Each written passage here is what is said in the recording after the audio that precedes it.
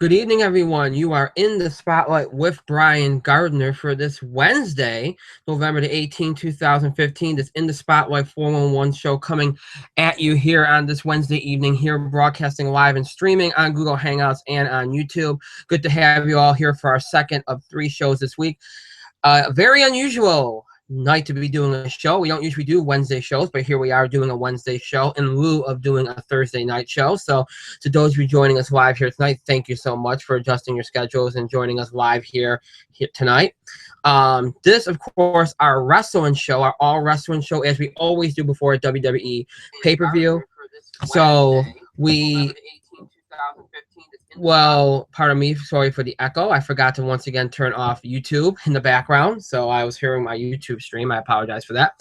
So yeah, our all wrestling show here tonight, as we always do right before WWE pay-per-view, which there is a WWE pay-per-view coming at you this Sunday, live on pay-per-view and the WWE Network, WWE Survivor Series, the November tradition, the Sunday before Thanksgiving tradition. That coming at you this Sunday. And that's what we'll be previewing tonight. We'll be going over all the matches at Survivor Series, going over the card, making predictions, all that good stuff. And as we always do, at the tail end of the show, we'll address questions and comments from the listeners. Of course, wrestling questions and comments from, okay, I always say listeners. I'm still used to being just on audio. I apologize for that. We'll address wrestling questions and comments from the fans. So those of you that have sent questions in before tonight's show, obviously we've already looked at those and pulled some from there. But for those of you that have yet to submit any questions and would still like to, you may still do so throughout the show, because we will pick some from those sent in throughout the show as well. So if you'd like to send in any wrestling comments or questions that you want us to address here on the show, you may continue to do so. You can do that, as well as contribute or interact with us during the show in any way you'd like.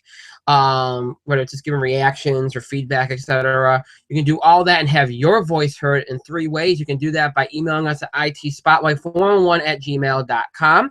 You can also follow us and tweet us at itspotlight411. And please remember to use the hashtags, hashtag itspotlight411, hashtag ITS5, which represents our 5th anniversary on the air as a podcast. Or you could also use, for our since this is a wrestling show, and we always have this hashtag for our wrestling show, hashtag ITS Wrestling. You can use that one as well. So those are the 3 hashtags if you're going to tweet about the show here tonight. We encourage you to use one of those 3. You can also find us on Facebook. Search for In the Spotlight 411 on Facebook. And then once you find our fan page, make sure you like it. And those are all the ways where you can interact, participate, or contribute to our show. Have your voice heard. And again, if for those of you out there that have a question or comment related to wrestling, it doesn't have to be WWE. It could be Ring of Honor, it could be Lucha Underground, whatever the case may be. You can continue to submit questions, again, via email, Facebook, and Twitter throughout the show. We will pick some from those submitted throughout the show as well. We've already picked the ones from before the show, but we monitor email, Facebook, and Twitter during the show. So if you want to submit further questions or comments, you can do so, and we'll pick some from that collection as well. So keep that in mind. All right. As I mentioned on last night's show, we are not going to have a Thursday night show tomorrow. Normally, we would have had this show that we're doing tonight. Tomorrow, we are not doing that. Our next show will be our In the Spotlight Football Blitz show. And as I said yesterday, that will be live streaming and broadcasting live here on Google Hangouts and on YouTube on Friday, this coming Friday at 2 o'clock p.m. Eastern Time. That plan has still not changed. I don't expect it to change. So this coming Friday, which I believe is which I know is November the 20th, that will be our next show, and it will be at 2 o'clock p.m. Eastern Time. In the Spotlight Football Blitz will be coming at you at that time. We tend to do the football shows on Fridays anyway. Last week was a last minute change and all that. But so 2 o'clock p.m. Eastern Time this Friday in the Spotlight Football Blitz. We will look back at this past weekend's NFL action, look ahead to this week's. We'll also look back at this past weekend's college football action, look ahead to this week's, also look at the college football playoff rankings. And of course, we'll talk about, if need be, tomorrow night's Thursday night football game, which I can't imagine we will. It's an awful, awful game, but whatever. So anything football, college or NFL will be on the show. So that will be coming up, of course, on Friday in the Spotlight Football Blitz here on broadcasting and streaming live on Google Hangouts and on YouTube at 2:00 p.m. Eastern Time this Friday. So make sure you note that. Again, that is the plan, and I would anticipate that that will not change, bearing any last-minute emergencies or anything like that. And heaven forbid that should happen. So, okay. Another thing to address for that I mentioned last night. Now that we've gotten through everything that's going to happen tonight and the rest of this week. Next week, of course, being Thanksgiving week. And for those of you that used to listen to us on TalkShoe and iTunes, etc., you know what that means, that, you know, we won't do a show on Thanksgiving. We will not do a show on the day after Thanksgiving, okay? And we never do weekend shows. So, and we never do shows the night before Thanksgiving either. So if we're going to do a show on Wednesday, it would be during the day, very early on. That is not going to happen either. What's going to happen is this. I made the decision that on Tuesday we will have two shows. We will have the In the Spotlight Football Blitz during on Tuesday. Right now, I would say probably at 2:00 p.m. Eastern Time, much like this Friday. We'll be on Google Hangouts and on YouTube broadcasting live. The In the Spotlight Football Blitz on Tuesday. Which would be November the 24th. And then we will have our usual Tuesday primetime show in our normal time slot at 8:00 p.m. Eastern Time Tuesday night, which will be our sports entertainment combo show, box office beat, any sports stuff outside of football. That will be all on the show on Tuesday. So a double dose of In the Spotlight coming at you on Tuesday. Our football blitz coming at you at 2:00. Of course, we got a football blitz show for this week coming up this Friday, but the next football blitz show will be next Tuesday at 2:00 p.m. Eastern Time here on Google Hangouts and on YouTube. And again, that Tuesday night, that same day, November the 24th, 8:00 p.m. Eastern Time, our usual Tuesday primetime show. Anything from NBA, college basketball. I anticipate there'll be a lot of college basketball. Last night was a great night for college basketball. Anything outside of football we will cover in the sports content, and then of course entertainment, box office beat, TV discussion, all that stuff Tuesday night. So two shows on Tuesday, and then the rest of the week we are preempted. So that's the schedule for next week, and the week after we'll be back on our normal schedule, Tuesday and Thursday at 8:00 p.m. Eastern Time. So that's the schedule for this week. That's the schedule for next week, and that's even a mention of the schedule beyond that. So please note all that as we go forward here. And yeah, so that's all the announcements I had to get through. Mike, I think you have appeared. I think I see your little logo here. So you are in the spotlight. So it's a logo now, huh? That's all I got was your logo. Well, because I didn't see you. So I'm like, oh, there's your logo. You must be on. Hi, how you doing? So the camera's off for the moment because I'm busy doing things and stuff, which is why I'm late. All I missed was, you talking about, this is blah blah blah blah blah, and this is what you can eat. That's all I missed. So I'm all right with that. I'm sure for many people it does sound like a lot of gobbledygook. I'm sure most of what you said sounds like a lot of gobbledygook. So. Hey, whatever. All right. So I got through all the announcements. Mike's on the show. For all of you wrestling fans out there, there are fans of us from TalkShoe and Libsyn and then iTunes, etc. Usually on these wrestling shows we have another co-host, a second co-host. That's usually Justin, and he's last time we did this, the first time we did a wrestling show on Google Hangouts and on YouTube, he wasn't here, and the second time he is not here. He is not going to be joining us tonight. So it's a two-person panel.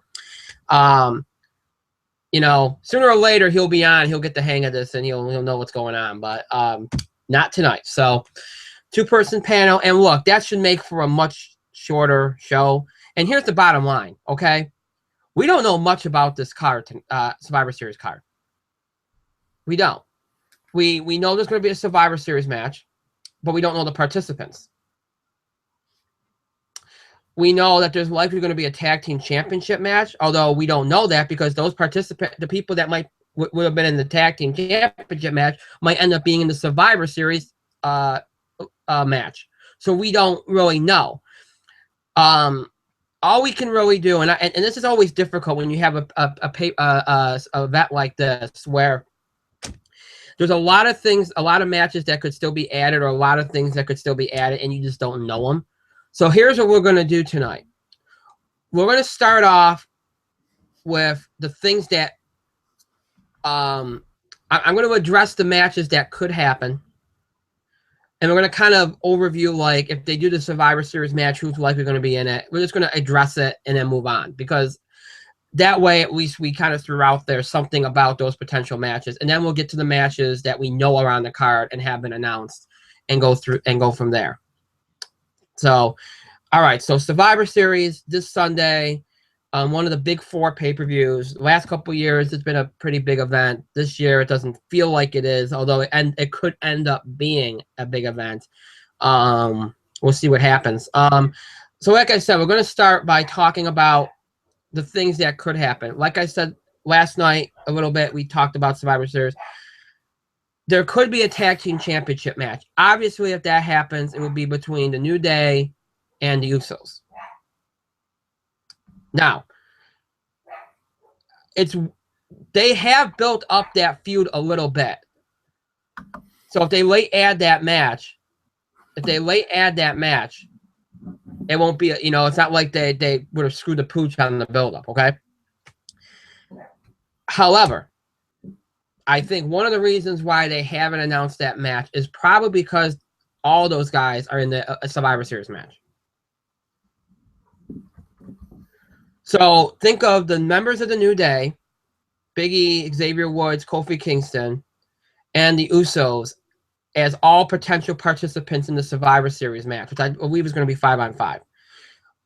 Other potential choices for the 5-on-5 Survivor Series match: Ryback, the Lucha Dragons, the Dudley Boys, the Ascension, Stardust. Yep. Am I missing anybody? Cesaro. All the mid card. They could throw Big Show out there, or Mark Henry. All of the mid card. Yeah. I suppose there's always a chance Chris Jericho gets tossed out there just to get a pop. We know 2 guys that will not be on there are Ziggler and Tyler Breeze. And I'll address that in a moment. They will not be involved in that match. They were potential candidates until it was announced they'd have their own match. Now, let me just say this, and a lot of people are okay. If they do have a tag team championship match with New Day and the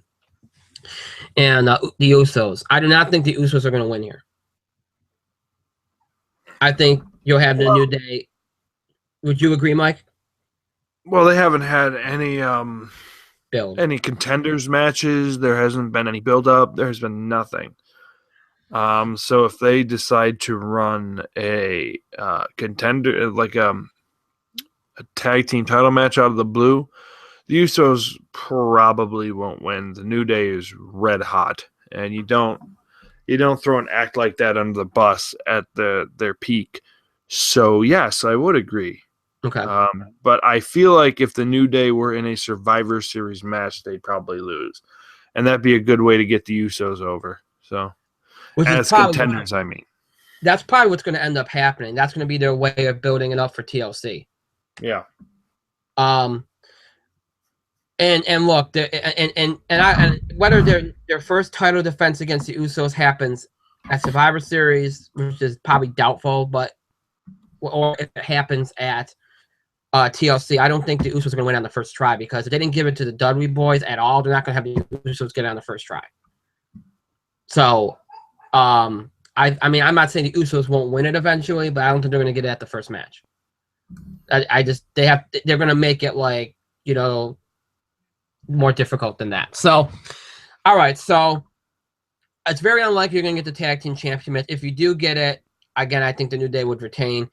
A lot of people are talking about, well, what, and Mike, you announced this last night. It's not like this is abnormal that they'll have a Survivor Series match with no build-up. They've done this countless times before. However, a lot of times you can use this match to start feuds and start storylines. Like you just noted, you can use it to spark the tag team championship storyline with the Usos and the New Day if you have the Usos, aid in defeating them. You could make this a moment for somebody like Cesaro. You could have him be the lone survivor on his team and pull off a big moment like Dolph Ziggler did last year. You could do a number of things. So I guess the question would be, that face you're making is very distracting. Just saying. I guess much like your random ass pen taps. Pen taps, yes. Well, that's my thing. Pencil taps, yes. Okay. I want to have a pencil, and I want to show everybody I have a pencil, even though I'm not writing anything down. Do. I do write things down occasionally. Yes, drawing fake boobs does not count as writing things down. Actually, I have notes, but whatever. Well, then question 2, how the hell can you read it? You have chicken scratches for writing. I have my own system, but whatever. So this weird illegible letter must be an A, and this weird illegible letter must be a B. Oh, no. It's a D. Yeah. I'm not sure. So, but no, I just wanted to go off of something you said. Yes, building off programs off of Survivor Series matches have happened, much like in 1992 or 93. Excuse me, 93. Remember when I mentioned last night the aforementioned All Americans versus the Foreign Fanatics match? It built a WWF at the time title match for the Royal Rumble, which was, of course, Yokozuna versus The Undertaker for the title, which resulted in the entire heel roster coming out and stuffing The Undertaker in a casket. Because you don't protect a guy quite like that anymore, where you have, and I'm not joking, the entire heel roster come out and put the guy in a casket. And the sad part is The Undertaker almost fought off the entire heel roster and the indomitable champion who had won the title from Hulk Hogan. This happened. It was 93. And then there was a corny-ass angle where The Undertaker, my soul will not rest in peace, and he floated. Literally, The Undertaker dummy floated out of the casket and into the ceiling in the great beyond. And we wouldn't see him again until SummerSlam, which The Undertaker returned fighting the fake Undertaker. And then he'd get revenge at the Survivor Series with help of Chuck Norris in beating Yokozuna, and I shit you not, the entire mid-card heel roster. Now, I will say this, though. They are not going to give Cesaro or the Dudley Boys that type of booking. No. They won't give anybody that type of booking anymore. God, I miss the old WWE sometimes. It was corny as hell. But God, were some of those guys protected. The Undertaker was protected. He was very much protected. I just dropped a bunch of knowledge on your face. And yes, we don't know who's going to be in that Survivor Series match. No. Nobody's going to be built, but probably the tag titles will be tag team champions will be in that match, considering they have not been announced for anything. And that's where you're going to get that program built off of, whoever beats them. Right. But I feel like I have to agree with you again. Cesaro will probably be in that match, and he will probably be the sole survivor of whatever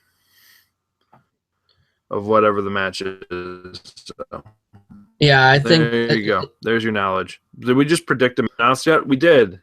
We just introduced everybody to what we usually do. We have to predict matches that they haven't announced yet.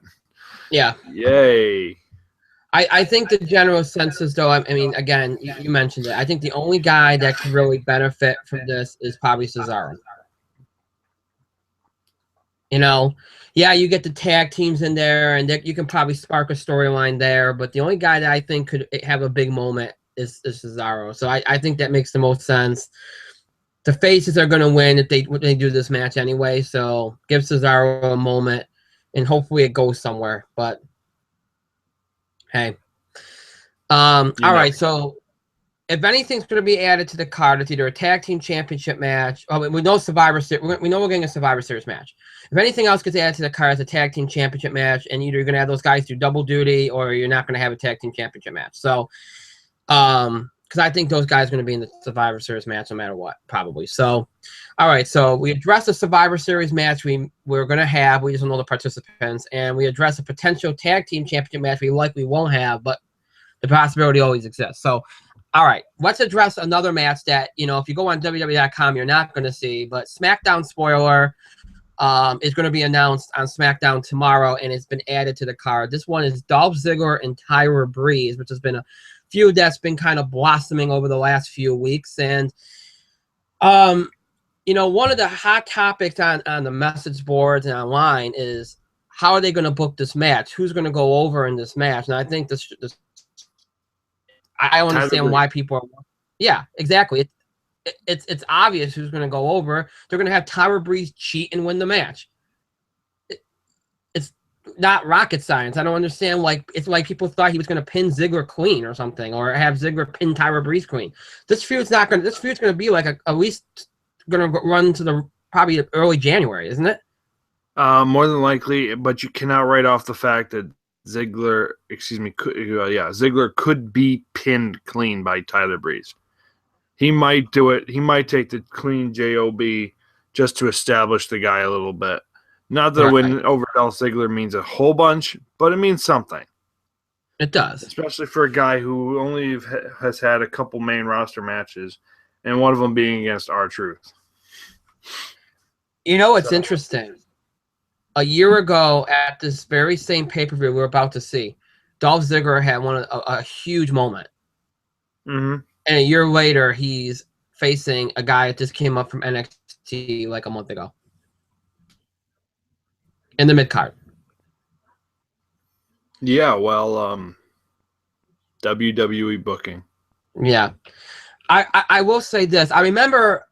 I never read the article, but I remember a couple months ago when all the talk of Tyler Breeze coming up started, that Dolph Ziggler had made a mention that he hoped that he hoped that he didn't face him, not because he wouldn't enjoy storyline with him, but I don't think he wanted to face him right out of the gate because they're so people are always comparing them to each other, and I don't think that he wanted the guy to be in another feud first and then build up to facing him. He wanted it to matter more when they faced each other. And, now, of course, his first feud is with the guy that he gets compared to, with that Tyler Breeze gets compared to. Look, it's going to be probably a fun match and everything. Breeze is going to win. I don't expect it to be clean because they're going to book Tyler Breeze as a chicken heel. Okay? That's what they're going to book him. He's going to be a cheap. You don't think so? They've booked him as a chicken heel before. I know, but I just don't see him ever pinning Ziggler clean. Which is sad because everybody pins Ziggler clean.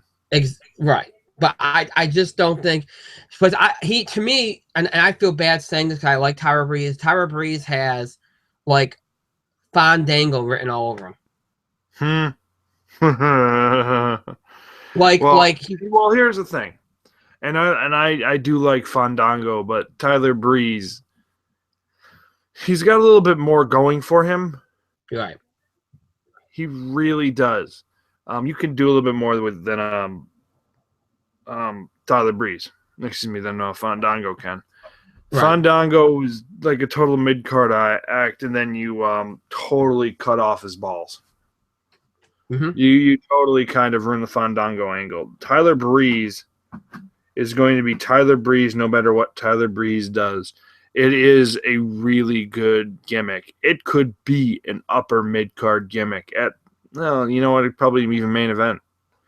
But you got to protect it. You got to have this guy just accumulate wins and do really well. But therein lies the problem. They're not. They're such a log jam.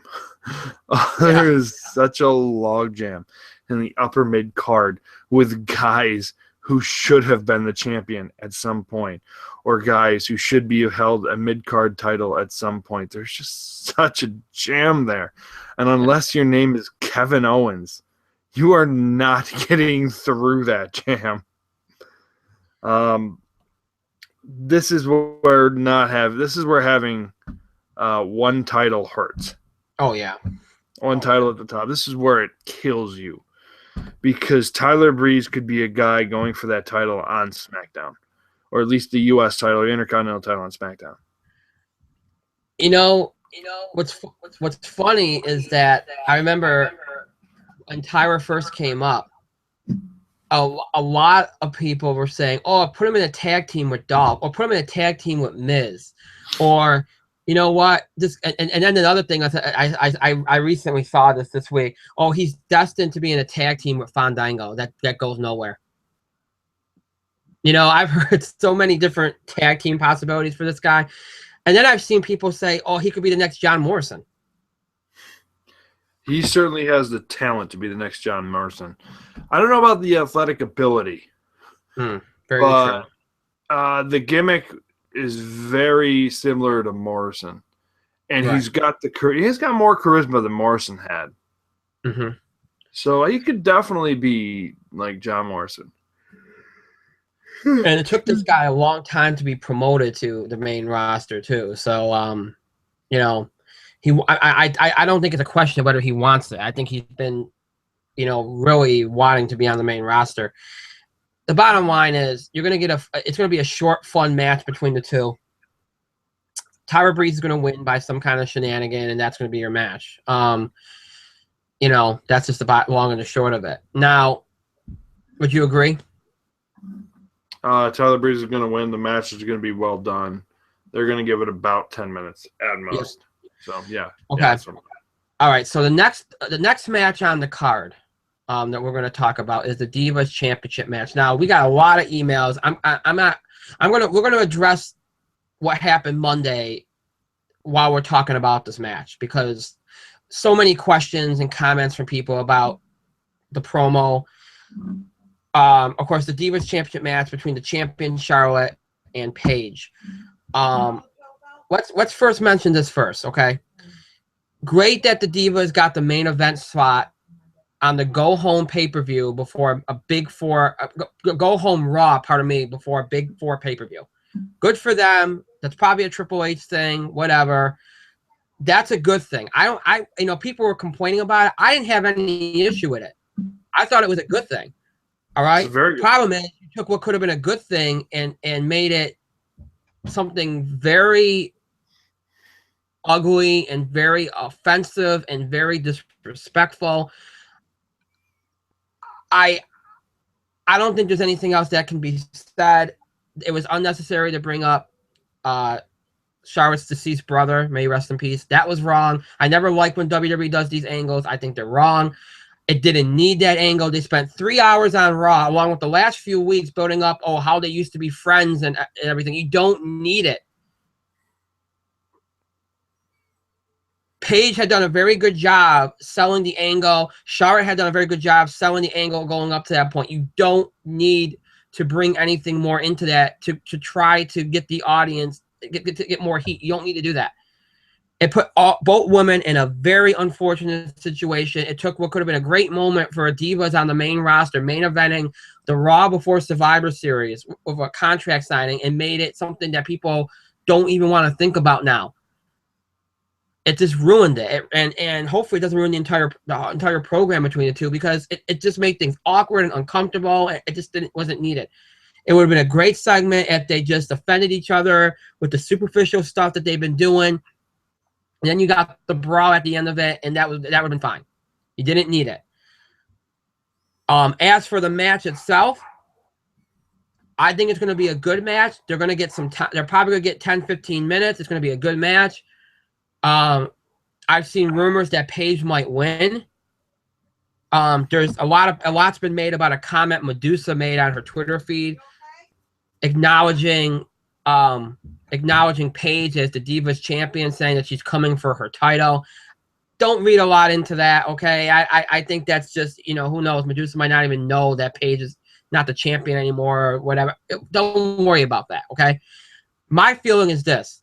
I don't think Paige is winning the title here. I think Charlotte's going to keep the title.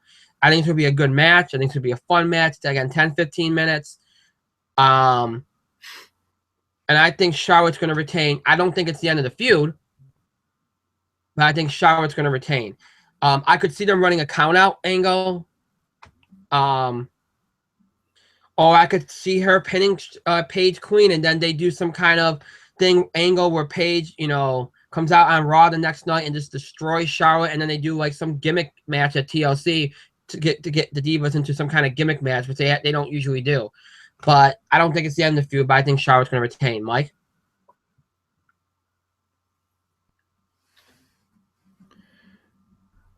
That was a quick throw to me. I don't know. It's like Mike, but I'm not meaning to be criticizing here because their criticism is going to be safe for this segment. I have not seen the segment because I've heard what was in it and I refuse to watch it. Because, look, the angle was good enough. You didn't need to make it more personal than a friend betraying a friend. We were part of this group that helped revolutionize and help make our division more important. I had your back, you had mine. And then you ran us down. Then you tried to get close to us again, and then you beat us down when we were at our weakest. You left us, you abandoned us. I'm coming for revenge. That's all Charlotte had to say. Well, Charlotte's not a... Her acting weaknesses were kind of revealed in the segment. But that's all the feud needs to be about. Paige. From Paige's point of view, I helped bring you up. I helped build up this division. I remade this division in my image. I helped you. Why should you have the opportunity ahead of me? I should be the champion right now. That's all it really needed to be. Nothing personal, but you are in my position and I'm coming to take it back. And I stabbed you in the back for my shot and I'm going to take it. That's all it had to be. There's no need. There's no need to bring it to uncomfortable levels. There's no need to even invoke Reed Flair's name there. There was no need for that. And what was really disgusting is that Charlotte and Reed's mom didn't know. They didn't contact her. They didn't contact Rick. They didn't contact any other member of the Flair family. They didn't inform the family that this was going to happen. At least when they invoked the Eddie Guerrero thing, they at least had the gall to let them know what was coming. They told Vicky. Well, I think, allegedly. This time, they didn't tell any of the Flairs that this was happening, except for maybe Charlotte. And that is disgusting. It is lowbrow, and I hope the person behind it gets some sort of reprimand, because if it came from Vince McMahon, he needs to feel like a big fucking asshole today, or even yesterday, or even today too. He needs to feel like a fucking asshole today after that stupid shit that he pulled. And if it's Kevin Dunn, I hope somebody kicks him in the nuts and gives him an Oscar lock again. That would be fantastic. That guy's a turd and everybody knows it. But that was a disgusting angle that ruined, essentially it ruined what was one of the highlights for the division. Yeah, usually the main event is a talkie segment. It's a talkie segment to build up to highlight one of the major matches of Survivor Series. And the Divas got that segment. if you had just stuck to the personal fact of you betrayed me, so I'm coming for revenge, versus you leapfrogged me and I'm going to take back what is rightfully mine. If you just leave it there, that is textbook booking. People believe it. People understand it, and people are willing to pay for that. That's it. That's all you need. The fact that they took it too far is disgusting. And I wish WWE would apologize for that, because that was disgusting. It was terrible, and it was bullshit, and they know it. And they know it. And the fact that they didn't contact the family that it was going to happen is equally, if not more, disgusting. Yeah, the match will be fine. Charlotte's going to win because it's been a month. You can't have her lose this quickly. But Charlotte's going to win. Feud's not going to be over. It'll be a cheap kind of roll-up kind of win. Paige can justify, oh, well, it was a fluke, and then they can continue on to at least the Royal Rumble or whenever you can take the title off of Charlotte. So, okay. All right, we're gonna talk about the semifinals and the potential finals of the WWE World Heavyweight Championship all together, because it makes sense to do that. So the next match we're going to talk about is what a lot of people initially thought was going to be the Survivor Series match. And, you know, there was a lot of rumors, you know, maybe Sting, maybe Finn Balor, and, you know, maybe that's why they ultimately settled on what they did. Maybe Sting wasn't ready. Maybe they didn't want to rush Finn Balor. I don't know. But the match we're left with is this. The Brothers of Destruction, Undertaker and Kane, versus the two members of the Wyatt family. Of course, we all knew who those two members were going to be. It's certainly going to be Harper and Rowan. It's going to be the two members are going to be Bray Wyatt and Braun Strowman. So Undertaker and Kane versus Bray Wyatt and Braun Strowman. Really? Was that announced? Yeah. That's what I got listed right now. Is I think that's what people are fit. Well, it's not listed on WWE.com, but it's not listed on .com. It's not listed anywhere. I thought it was going to be it's probably going to be Harper and Rowan. I don't think so. Let me check. I'm trying to see. All the dirt sheets are saying Wyatt and Strowman. Look, it should be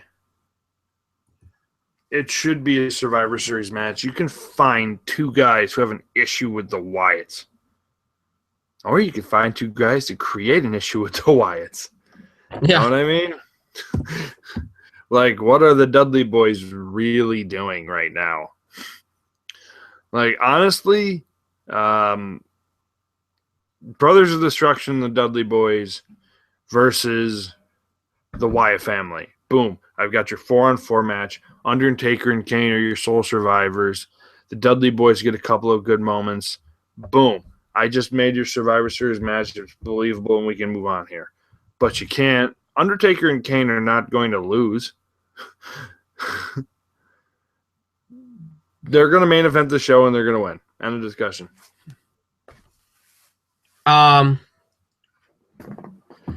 You know, it's funny to me because you're right. Nobody official has mentioned, but I think everybody's pretty much saying that Bray Wyatt and Braun Strowman, because if it's going to main event, if it ends up main eventing, it's going to be Bray Wyatt and Braun Strowman. It's not going to have Rowan and Harper main event against Undertaker and Kane, because it's going to be obvious who wins the match if they do that, even though it's pretty obvious already. But yeah. Let me just say this. I've heard rumors that Undertaker is not main eventing Survivor Series. They would be brain dead for them not to have the Undertaker main event Survivor Series. They're promoting the entire event as the 25th or whatever anniversary of the Undertaker. The promotion is around the guy. It has to be the Undertaker. You would think, but it seems like everything is all about what could be the shock and awe of the WWE Championship. So let me just say this, okay? a couple weeks ago, I thought it was a slam dunk that Undertaker would main event the show. Now I think it's like 70-30. Now, my take on it is this, okay? I have a feeling that what they might do, okay, it really depends. I think a lot of it is twofold. First of all, Undertaker should main event the show, yes. All right? But I think the other part of this is, too, depending on what they do with the main event, okay? Not the main event, the WWE Championship match. It might be better off to do that before the Undertaker match anyway. But after they do something like Ambrose heel turning, or if a heel wins, they don't like to end the show with a heel winning or something controversial like a pop or a face turning, okay? So if they're going to do something like that, they're not going to end the show on that. They're going to end the show on Undertaker. And you're right, Mike. They've been building up this whole week, Undertaker week on WWE Network and everything else. It makes no sense for the Undertaker not to main event the show.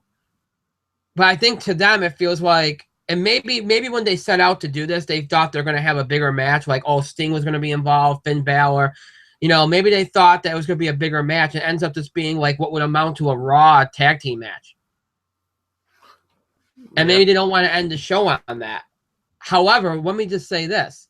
Last year, WWE used Survivor Series to set up WrestleMania season with the Triple H Sting stuff. Mm-hmm.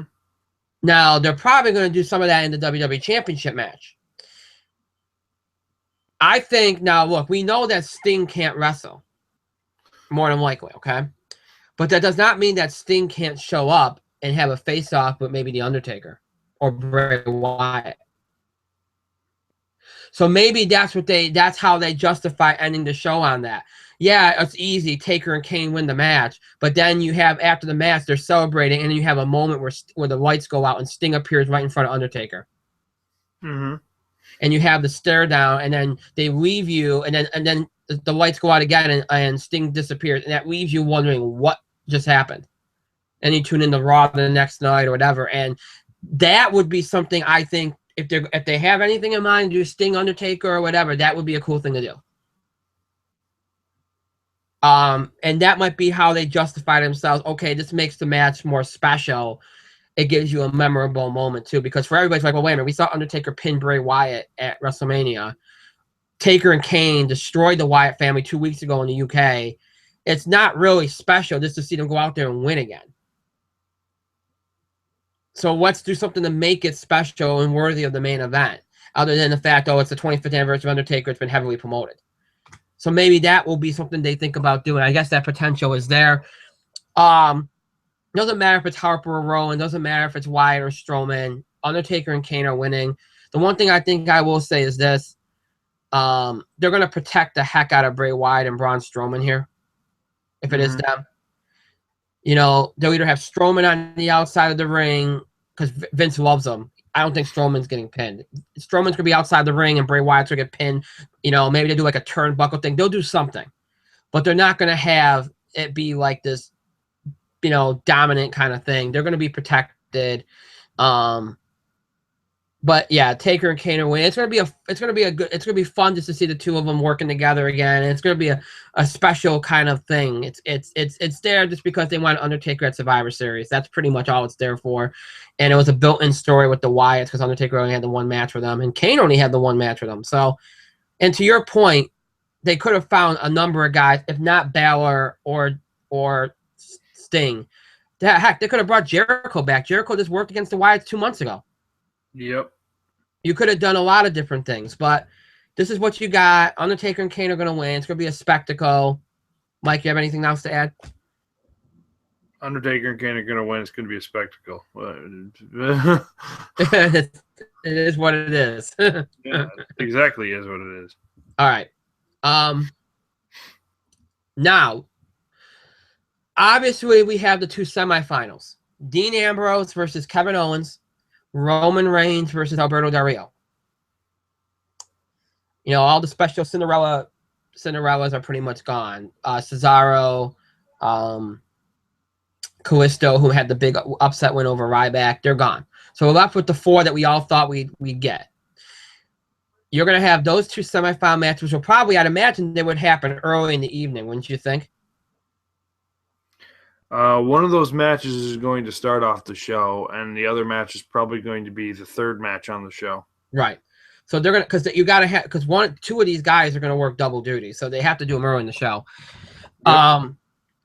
All right. So what we're gonna do is we're gonna talk about the two semifinal matches, and then based on in the midst of that, you know, obviously we're going to make predictions and we're going to talk about all kinds of theories and all this other stuff. We'll talk about the finals by virtue of these two semifinals because we don't know officially what's going to end up being the finals. So, all right. So Ambrose Owens, which is going to be a fantastic match, which has been teased enough times. It's going to be a great match. You got the crazy Dean Ambrose versus Kevin Owens, who is just amazing. Had the great match with Neville on Monday night.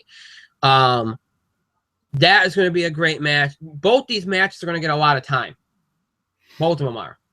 Because they're going to be teasing like big moments and everything. And we talked about this last night. There's a report out there that Dean Ambrose, that plans have changed, that Dean Ambrose is 70-30. And this is from Dirt Sheets. You can look it up. A lot of the wrestling websites are reporting it.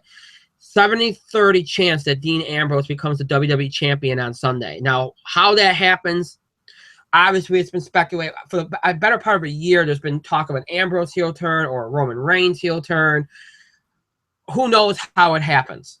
Okay, but there's a very high likelihood. We haven't seen the betting odds yet. Nobody knows really, but the high likelihood right now, according to some sources on some wrestling sites, is that Dean Ambrose will be WWE champion on Sunday. If that happens, then he's going to beat Kevin Owens, and if that happens, it's going to be like by a count out or something. It ain't going to be, you know, some kind of big thing.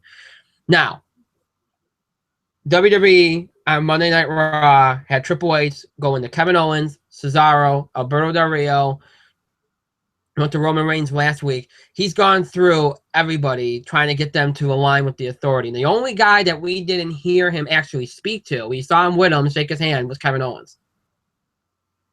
Everybody else, we know what he said to them. Everybody else, we heard the dialogue. And Cesaro obviously didn't give in. Roman Reigns didn't give in yet. So, you know, we didn't see him go to Ambrose. So Ambrose could be a hint or it could be just a red herring. But Kevin Owens, we never heard the dialogue with. We also, if you've seen WWE.com, Kevin Owens gave a promo, like an interview thing, saying that he's going to cause a whole bunch of chaos at Survivor Series on Sunday. Based on the Dean Ambrose information that's out there, or the speculation, if you will, that some of the wrestling sites are reporting, we talked about this last night. There's a very high likelihood that the winner of the Ambrose Owens match is going to be your WWE champion. And I would agree with that. I do not think, you know, everybody thinks it's been, since they started this tournament, especially since Roman Reigns won number one contendership when Seth Rollins was still around. Everybody thought Roman Reigns was destined for it. This is what WWE was going to do. Oh, put the title on him now, not during WrestleMania season, have him go in as the champion, all that stuff. I don't think they're doing that now. I do not think that they're having Roman Reigns win. First of all, the Roman Reigns Del Rio match will probably be a fun match. Del Rio's not getting a pin. Del Rio's not eating a pin. I could see actually both matches ending in, you know, a count out or some disqualification or something, because they're going to protect the hell out of Del Rio and Owens if they both lose. They're going to protect the hell out of them.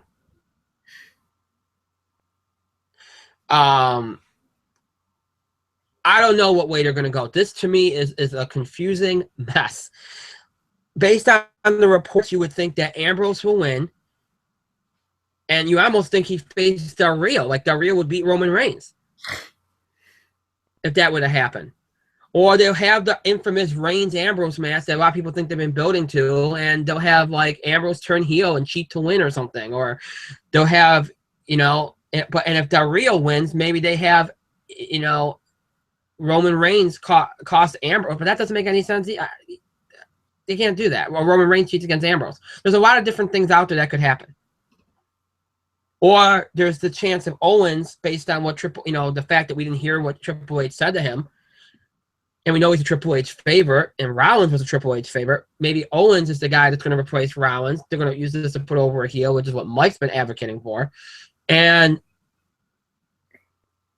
they have either Ambrose cost Reigns the title by turning heel, or they have Reigns lose against Kevin Owens, and Reigns turns heel the next night when Ambrose tries to maybe get #1 contendership or something. It's a lot of potential. The 2 semifinal matches are going to be great. Whoever loses is going to, both matches, whoever loses, they're going to be protected. Okay. If I had to guess right now, I'd say that I think you're going to end up seeing probably Ambrose versus Reigns in the finals. And then one of them turns heel.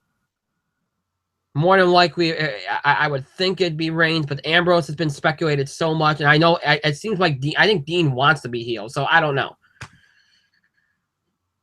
I mean, there's a lot of people saying if Dean turns heel and allies with the Authority, it just looks stupid. And it would. Reigns would be the more conventional choice. They're going to put the guy with the Authority. I don't know. I think the top scenario right now is Ambrose winning the whole thing. I think second is Owens. I think Reigns is third. I don't think Del Rio is. I think Del Rio is the one lock to not win it. And of course, the final could always be Owens versus Reigns too. I mean, there's potential there. And they teased it a couple weeks ago in the #1 contenders match, and that they seem to be on board with doing a few with those two anyway. But like I said, right now I think the bottom line is, and it's so hard to call any of these. Ambrose probably is the likely winner. Owens is probably the second most likely winner, and third is Reigns. And then, again, more than likely, I would imagine, based on that you'll get Ambrose versus Reigns in the finals. And then there'll be some kind of screwball kind of thing, finish or something, and one of them turns heel or something. It's so hard to call this thing. It really is. Mike?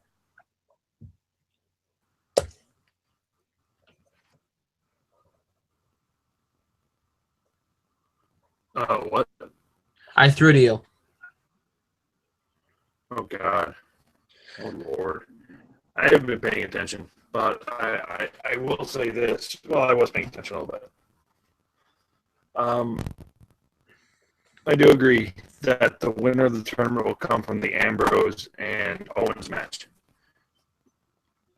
Because 70-30, as I read the report today too, 70-30 say, we got to go with Dean Ambrose. We got to go with Dean Ambrose. Well, I don't know about that. I've been an advocate for Dean Ambrose winning the title for, a while. I do think it won't be Dean, though. I just don't. I think they're going to hold off on his moment. It's not. Roman's going to win. He's not pinning Del Rio. Del Rio is probably getting disqualified or counted out or something like that. But Del Rio, he's not losing. If he does eat a pin, it's going to be cheap as hell pin.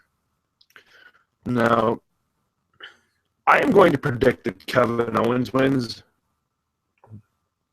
Full disclosure, I'm biased as hell.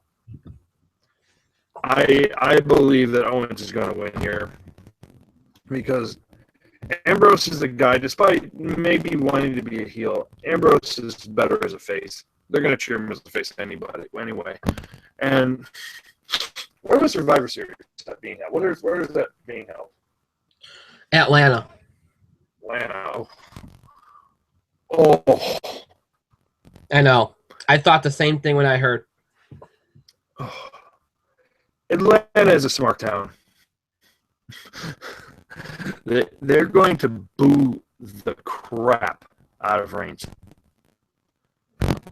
Don't be surprised when they start cheering for Alberto Del Rio. You know what I mean? Mm-hmm. Don't be surprised when they're cheering for Kevin Owens in the finals. And don't be surprised if they cheer Dean Ambrose in the finals. Well, they're going to cheer him anyway. Roman Reigns, if he gets near the title again, he's going to be booed out of the building. You've already done irreparable damage with the guy.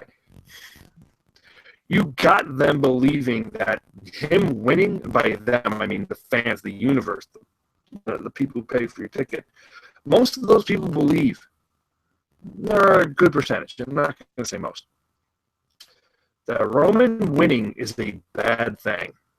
Mm-hmm. It is you trying to shove your new guy down our throat like Cena.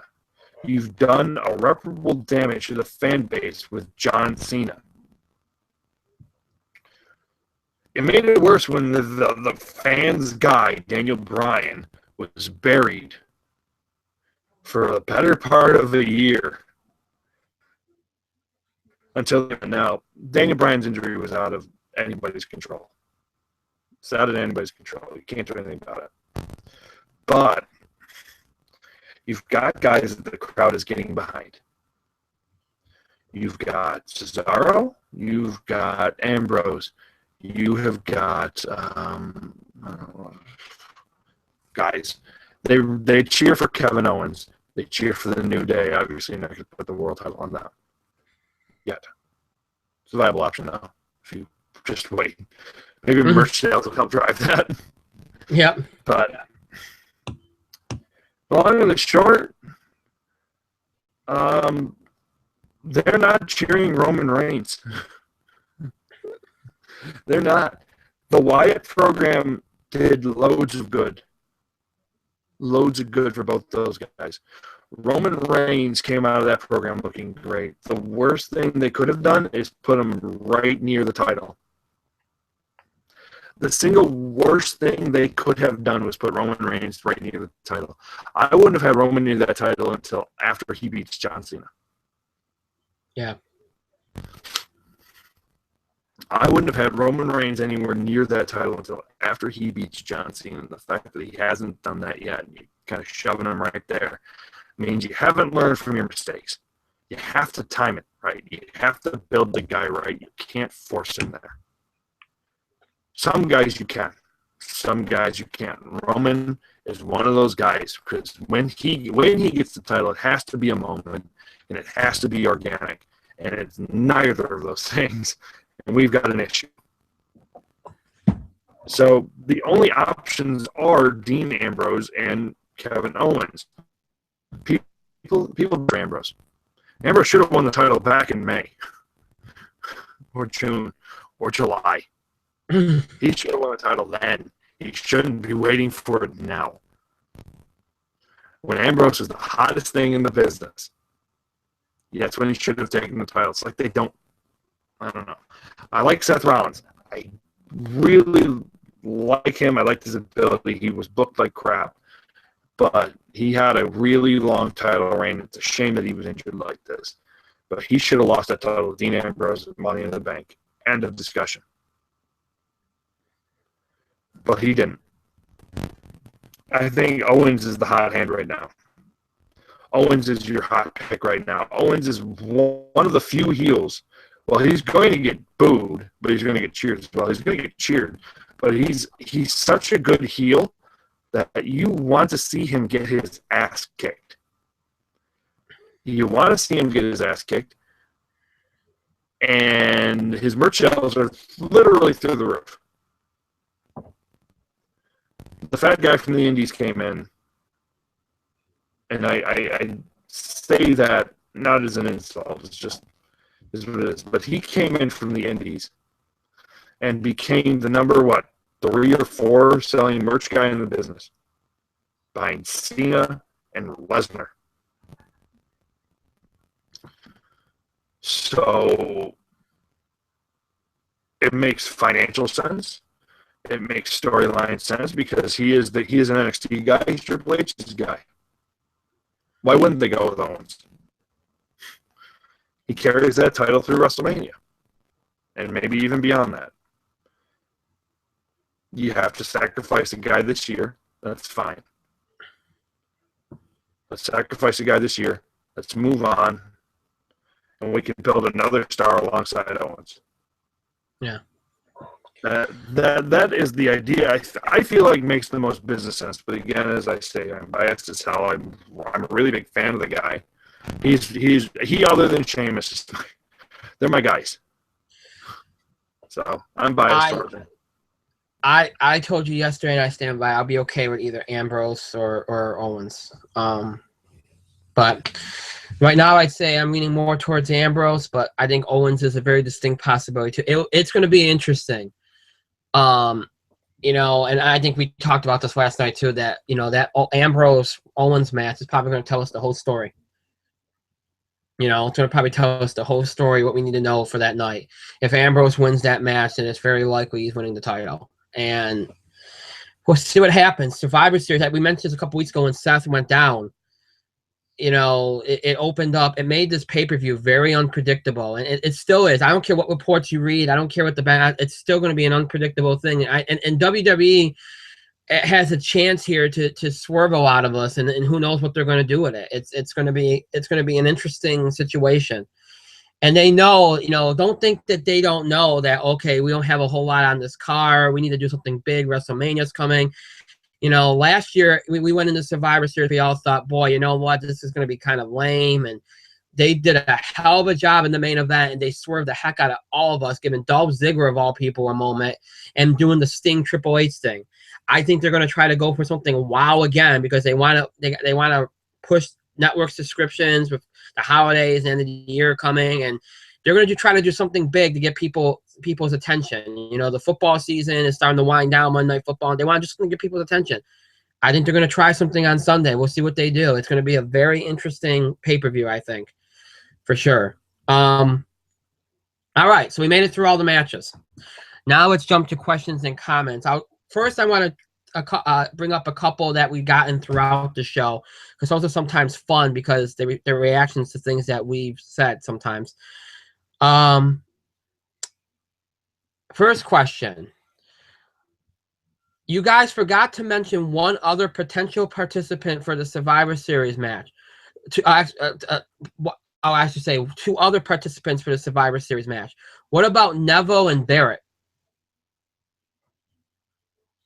Oh, that's true. Neville and Barrett could be in there. They could be in there. We also forgot to mention Sheamus. Oh yeah, Sheamus. Yeah. How do we forget? Literally not doing anything right now. Right. Yeah. Exactly. Good point. Good point. Yeah. All three of those guys. In fact, I'd say at least Sheamus would probably be in there. Probably. I think that's. Yeah. Match on the card. Yeah. They want to get him on the card, so that's yeah. All right. There were reports a couple days ago that Roman Reigns became the #2 merchandise seller behind John Cena. In light of this, do you think there's any way that Vince doesn't pull the trigger on him winning the title? And do you think that this puts any potential heel turns down the tubes? What did you say it was? The report. Okay, I know what these reports are. A couple days ago, there was some reports on some sites that Roman Reigns became the #2 merchandise seller behind John Cena. Yeah, no.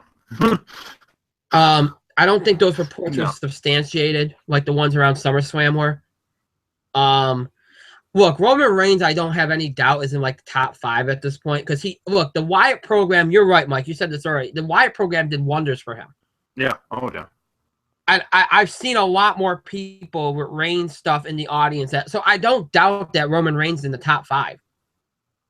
I don't doubt that.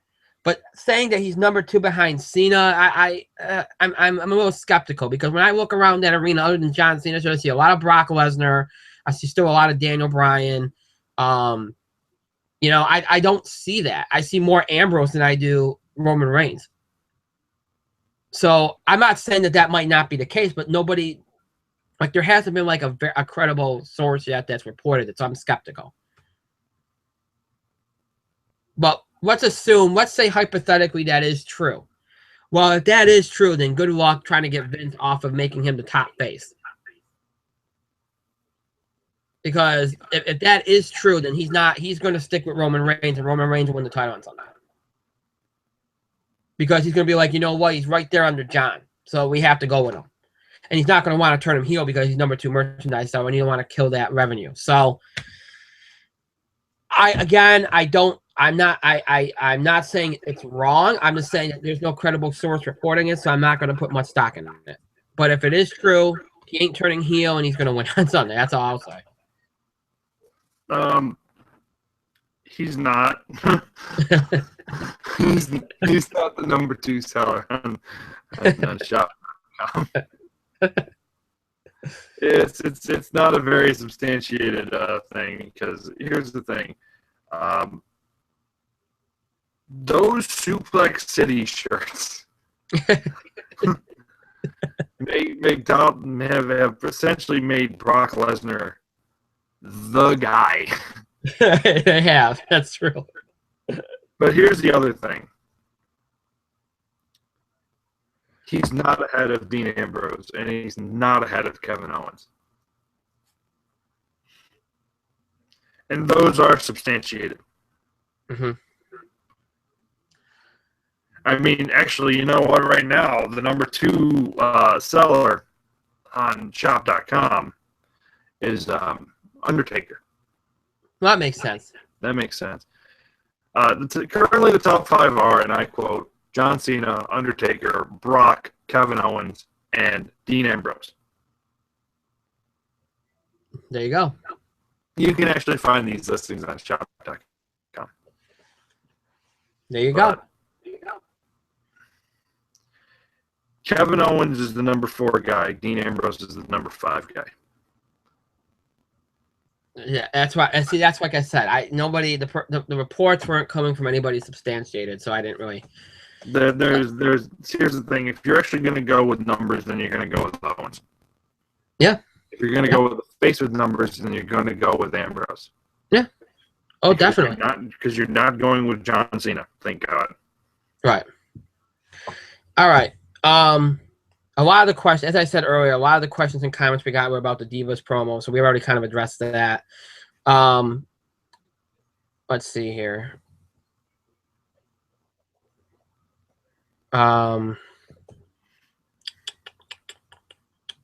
Okay. All right. Not much is known about the WrestleMania card. Sure, there's been a lot of rumored potential matches from Triple H Rollins, which can obviously no longer happen, to Rock versus Triple H, Ronda Rousey versus Stephanie McMahon, Brock Lesnar versus Roman Reigns. The list goes on and on. However, nothing seems committed to, especially based off of injuries and all kinds of different factors. As of right now, what way do you think the card is leaning, and what direction would you go with for the main events of WrestleMania? What direction would I go with the main events of WrestleMania? Do I have Sting? If the answer is no, then I go in a different direction. Short. I don't know. I mean, I don't know who the Rumble winner would be. I don't know who I'd even put in that position to be the Rumble winner, because the guy who's going to lose at WrestleMania if it's Owens. You know? I get the feeling the Rumble, whoever the potential Rumble winner was, could be winning Sunday. That's true. So if that's the case, then... And who are the 2 guys who are the potential Rumble winners? Dean Ambrose and Kevin Owens. There was some talk of Lesnar too, but... Yes, there was some talk of Lesnar too. And that could still be the case. It still could be. It still could be the case, absolutely, that it could be Lesnar, but I wouldn't put Lesnar in that position. So, I honestly don't know. What should we get? It's interesting because there's so many injuries. And so many things. First of all, you're not going to have Rollins, and you're more than likely not going to have Orton.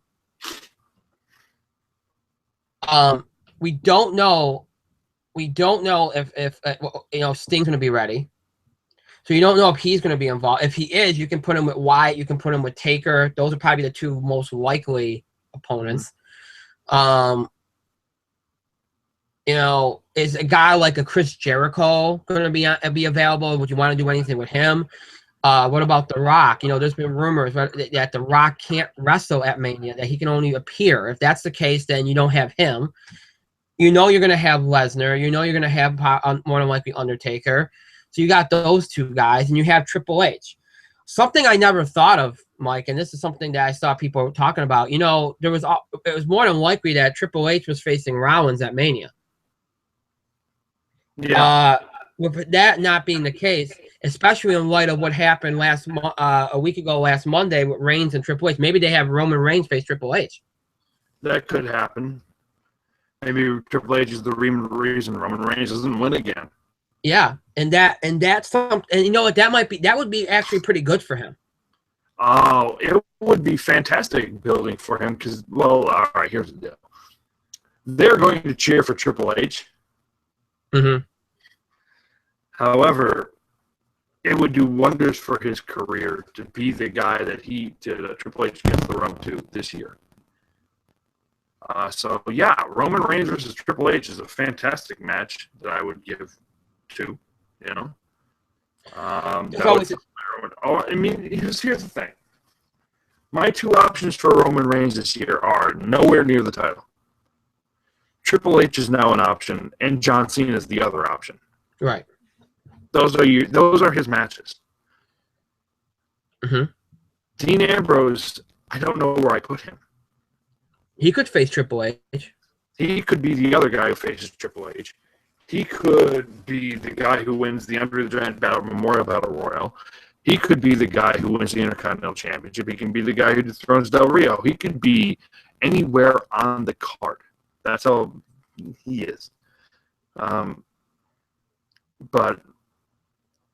Reigns, well, here's the thing. Reigns' match needs to be either John Cena or Triple H. The Undertaker's match is going to take priority. Because is The Undertaker wrestling John Cena this year? Is The Undertaker wrestling The Rock this year? Is he wrestling Brock this year? Is he wrestling Triple H this year again for the bajillionth time? Is The Undertaker wrestling Sting this year? Bray Wyatt again? Who's he wrestling? Because he's not losing again.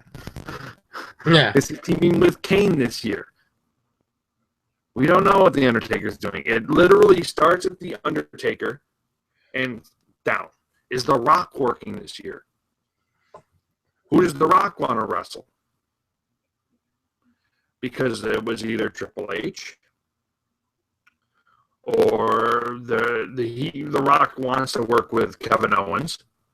So Owens is an option now. In fact, everybody wants to work with Kevin Owens. So WrestleMania is a mess. You can't put that. I don't know. You're going to see it kind of develop over the coming months, though. Sunday will probably be the first linchpin of deciding it. Hell, Rock could win the Royal Rumble.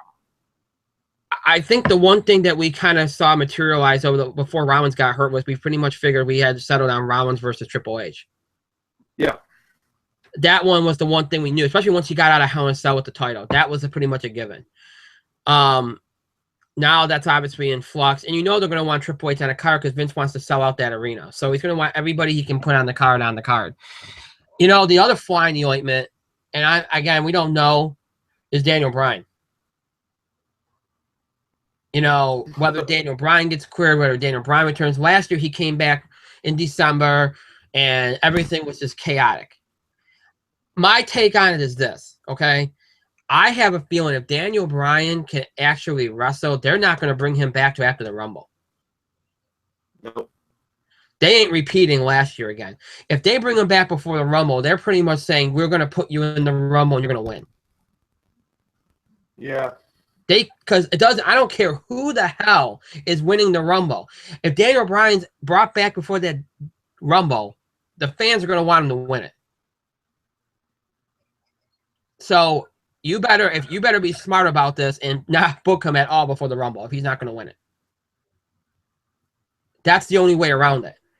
And I'm not saying I know which way. I have a feeling he will be back. I just don't think he'll be back until after the Rumble because I think WWE's not going to play this stupid this year. First, and I honestly don't blame them because I don't think they can take a chance on putting Daniel Bryan in a world championship match and put the title on him given his situation.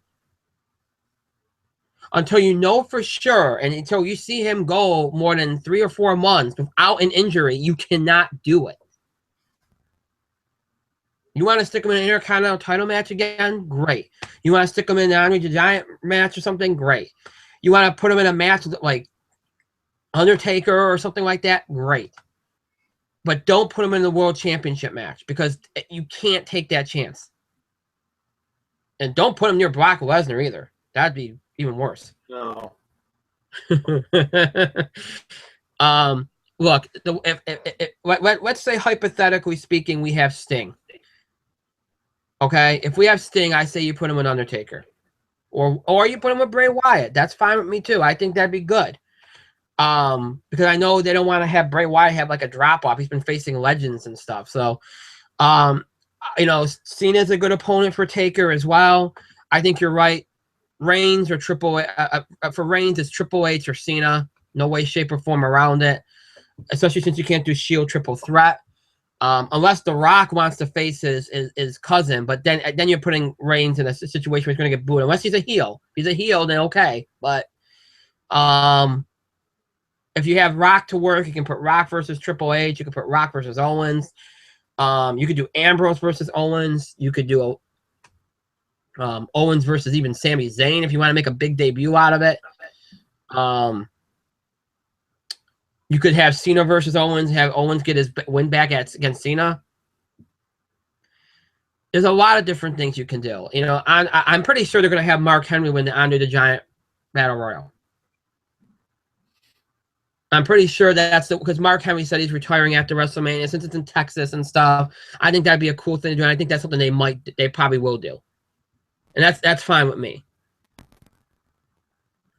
I think on Sunday you're going to get your first, especially in light of Rollins, and your first kind of insight into where they're going for WrestleMania. Whoever wins that title on Sunday, and maybe even what the Undertaker's end of the Undertaker match does, could determine what happens at WrestleMania. I think the one thing we can guess for as far as Undertaker is that he won't face Brock Lesnar. That's why they did Hell in a Cell. They ended the feud. They don't want to go back to it. They don't want to hurt Brock or Undertaker's credibility. I think that ship has sailed. I think the Lesnar-Undertaker feud is done. So I don't think it will be Lesnar. And then where do you put Brock Lesnar? Could I guess they could do Reigns versus Lesnar again, but you're going to have him lose again? You know, there's a lot there. And we'll probably get some insight on Sunday. Let's see. Is it wrong of me to believe that WWE is finally looking like they're going to push Kalisto? He gets the big win over Ryback, and even though he lost to Del Rio on Monday night, it still seems like they're committed to giving him and the Lucha Dragons more screen time. Could this be the start of a potential push for Kalisto? And if so, do you see the Lucha Dragons winning the tag team championships anytime soon? Post WrestleMania. Agreed. They might even win it at WrestleMania. I'm thinking SummerSlam. They could win it at SummerSlam. They're going to win it in the next 12 months. Is it going to be the start of a push? Because I think cooler heads have prevailed, and they figured out, hey, this Kalisto guy's pretty good, and his mask sells are really well. So maybe if we push this guy, he could be our next big Latino star alongside Alberto Del Rio. The problem is Alberto Del Rio gave no shits in that match. Yeah. He didn't even look like he wanted to have good chemistry with Kalisto. And Kalisto worked his ass off because he knew it's a big opportunity. I'm in there with Alberto El Patron, Alberto Del Rio, Dos Caras Jr. I'm in here with one of the big names in current Lucha Libre history. So he wanted to have he wanted to go out there and have a good match. It's just Del Rio was like, don't give a shit. That's a problem. I thought the match was rushed too because of time as well. I think the match probably was rushed due to time. It had no interest, and nobody wanted to give a crap about it. Yeah. And therein lies the problem, because this is a match that people probably could have given a crap about had they had been given time, and Del Rio slowed down a little bit to kind of work with Kalisto there. Because Kalisto's look, this match is going to happen again. Let's be clear. This match is going to be happening again. Right. And I feel like Del Rio and Kalisto are going to have good chemistry at some point. Right. It's just, this one was not very good. But are they committed to the Lucha Dragons? Look, Kalisto just came out and had a good match with Ryback, of all people. And beat him. and beat him. And when it was presented, well, maybe it was a little bit of a fluke, but Kalisto hit him with a second group, Salida del Sol, and it looked impressive. Yeah. Kalisto could be your next big luchador. It's just you gotta commit to him. I did think that the match order on Monday night was interesting. I thought I really am stunned that they had the last semifinal be the last quarterfinal be Kalisto and Alberto. I thought it'd be Reigns and Cesaro, especially in light of how good the match was. Like, I can't believe they made the last match of the night be Kalisto and Del Rio. That was an interesting development for me. But all right, we're gonna do one more question, and we're gonna wind down because, like I said, most of our questions and comments related to the Diva stuff. We acknowledge that, and a lot of the questions and comments we did address throughout the show too, even if we didn't acknowledge that they were questions or comments. So, all right. No non-WWE questions, which is usually the case. So, one last question here. Now that Tyra Breeze has been called up, who do you think is the next NXT likely call-up?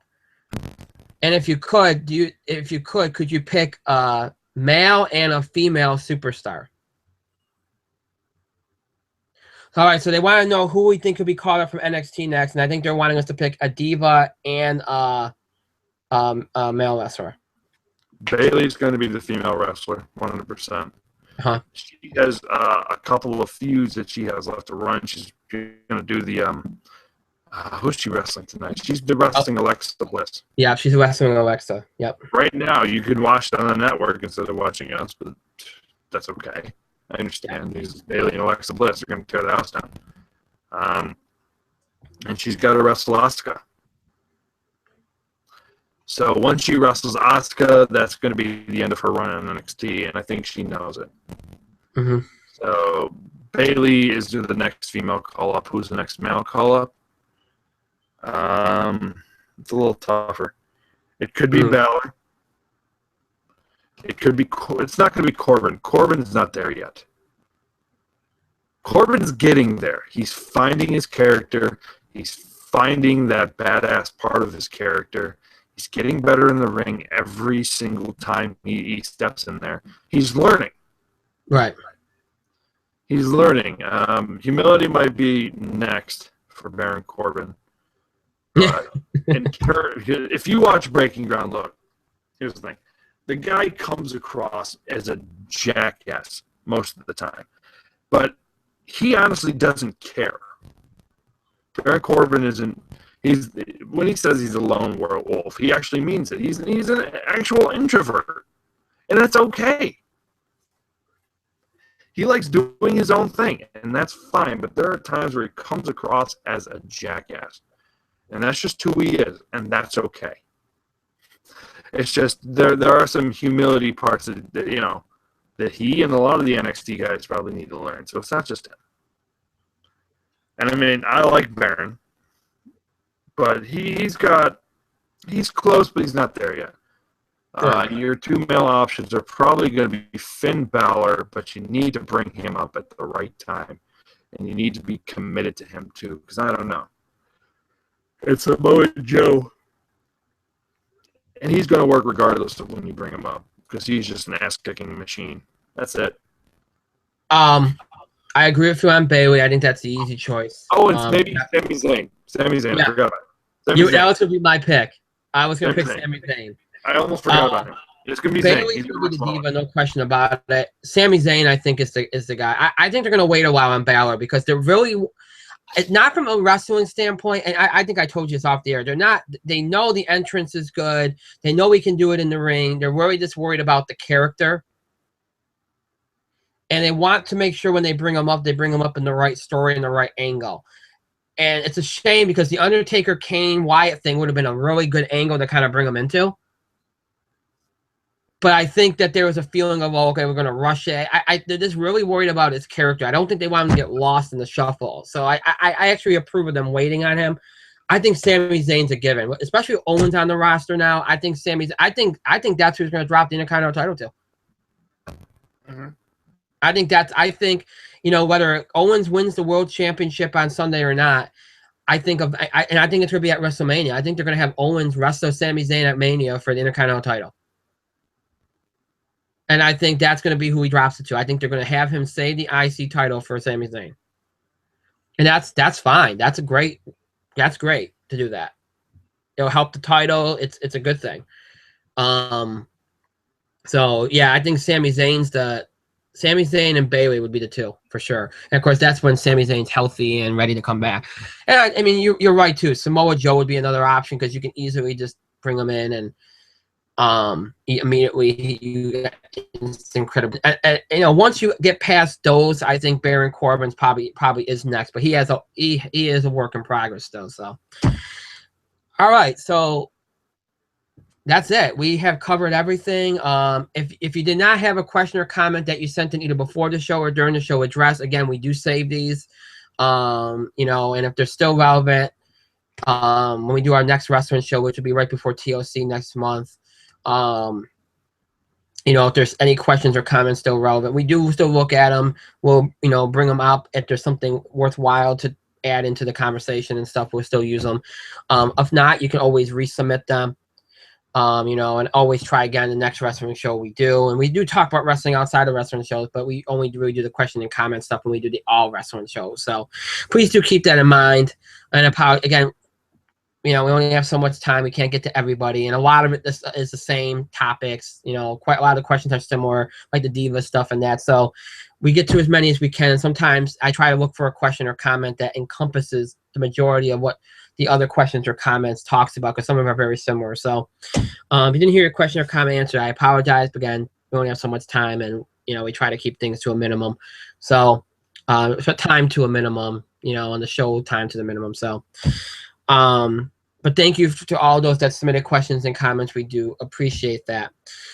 All right, so we are done for tonight. But the show, and even though the show is over, that does not mean you have to stop interacting or contributing to our show, interacting with us. You continue sending feedback, questions about the show and the scheduling of the show, topic ideas, breaking news items, reactions or comments about the show, anything we said on the show, any of the topics we discussed, any of those things you can do via email, Facebook, and Twitter. You can email us at itspotlight411@gmail.com.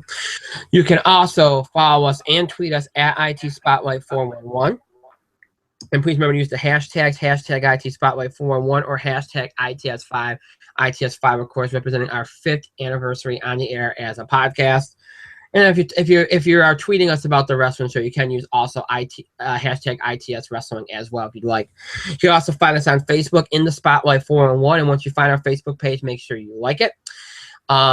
Please do follow us on Facebook and Twitter for the latest information about the show, especially as it relates to scheduling. That's why I always post late-breaking updates if we have to move a time or switch something last minute, or let you know important information about the show. So it's very important that you follow us on both, or one, if you like. All right. So for those of you that want to catch up on episodes or watch episodes again, or maybe you missed a portion of an episode, or you're going to miss an upcoming episode or something like that, the easiest way, the only way right now to catch up on any of our current episodes, any of our episodes since we moved here to Google Hangouts and YouTube. This is our 14th episode on Google Hangouts and YouTube. So this episode and the previous 13, the only way to check any of these out, and the only way to catch up on episodes right now, this is for future reference for the episode we're going to have on Friday and beyond, is here on Google Hangouts and on YouTube. Our new host site and iTunes still not situated yet. As I mentioned, I explained this last night. We're working out some issues. They're not on my end. Don't worry. I'm not the one holding this up, but hopefully those will be rectified by the end of this week. If not, by next week, hopefully that'll be the case. So for right now, the only way to keep up with our show, if you're looking for any of our recent episodes, including tonight's episode, the last 14 episodes of the show, anything from Google Hangouts and on YouTube, and if you need to catch up anytime in the near future, or you want to rewatch episodes, etc., your best chances here on Google Hangouts and on YouTube. Just search for In the Spotlight 411 on Google Hangouts and on YouTube. You'll be taken to our you will find us, and you'll be taken to our channels. You'll be able to watch all the episodes since we moved here to Google Hangouts and on YouTube. That's 14 episodes in total. So Check us out here on Google Hangouts and on YouTube if you need to catch up or rewatch episodes or catch up on anything you missed, etc. That's the only way to do that for right now and until further notice. If you're somebody that's new to our show and maybe you want to get a sense of who we are, what we've been doing over the last 5 years, you know, you can check us out on our old homes. If you want our first episodes ever, our original 31 episodes, you can check us out on blogtalkradio.com. That's where our original 31 episodes are. The first 31 episodes we ever did are on there. Everything from that point on to the first half of October, you can find on TalkShoe, Libsyn, and iTunes. And that's over about 500 episodes, I believe, around there. So if you're interested in finding us on any of those sites, Blog Talk Radio, TalkShoe, Libsyn, iTunes, search for us under our old title, In the Spotlight with Brian Gardner, and then you'll find our old show pages on all those sites and be able to catch up on past episodes from before our days here on Google Hangouts and on YouTube and get a better sense of who we are. And you know, and that's all an audio podcast, all audio podcast style. So if you're interested in checking that out, be sure to do that.